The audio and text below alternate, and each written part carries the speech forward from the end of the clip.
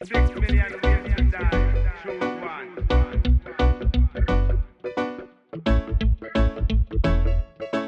Alan, you know how we do. Mauni ang istorya sa pamilyang Garbo. Sang kunori ay sila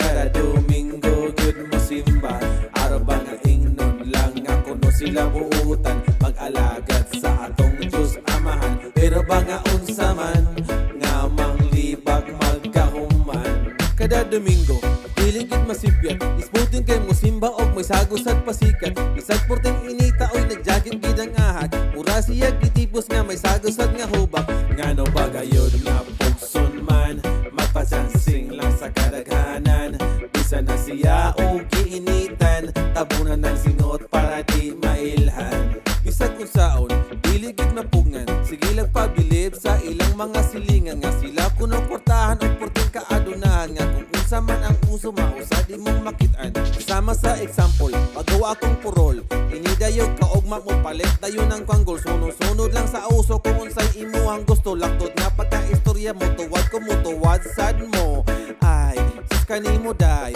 pagkaway angay feeling kay kaday ayaw palabig patagad kay wa jud kay angay sa imong mga gipang buhat wala joy nakauyon day sus na unsa naman yung taon ka bago kog sanina palit sa sagad bagong sanina bago may computer palit sa bagong computer sakyanan palit sa bagong sakyanan bago kog cellphone palit sa bagong cellphone sus ay kung ina ko mabago kog uyab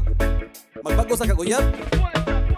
mauni ang istorya sa pamilyang Garbo sang kunori ay sila kada Domingo gud mo simba araw ba nga ingnon lang ako no sila buutan mag-alagad sa atong Diyos Amahan pero ba nga unsa man nga manglibag magkahuman magkatawag ka sa iyang itsura magsigi o pakigo feeling kayo siya nga gwapa pareho Diyos sila og nang sa iyang bana suspurya buyag mura gid sila kaluha ngano ba gayon nga kana man